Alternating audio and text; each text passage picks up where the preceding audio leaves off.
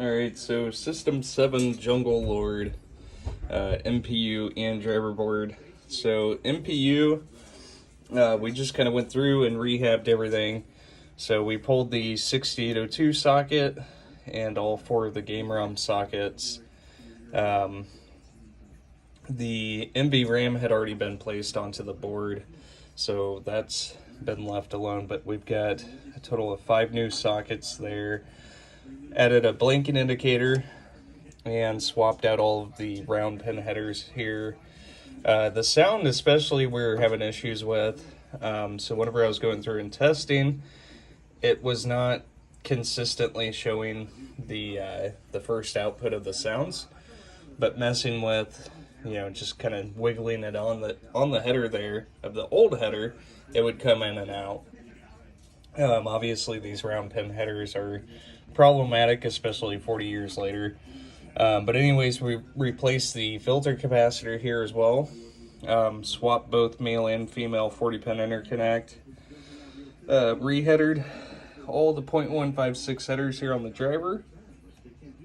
Replaced the filter capacitor here as well on the driver board. We had a locked on transistor here and a non-firing transistor here as well. But we will go ahead and get this thing booted up. We're over here.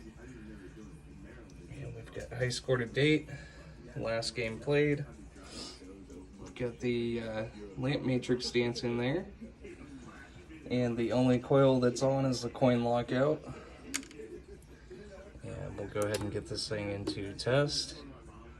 So first we'll go through and cycle through all the displays. And those are all working correctly. And moving into the sound outputs here from the MPU. And those are all working correctly. And all lamps. And moving over into solenoids.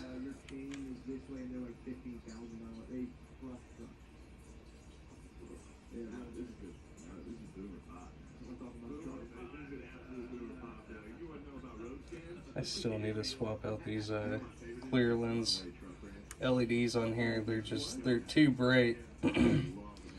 Always messes with my eyes anytime I'm like sitting here staring at them like that. So moving on to switches. So we'll go through testing diagonally, testing both rows and columns here. And the last switch in Jungle Lord is switch 50. So there we are, and this game's already been set to free play.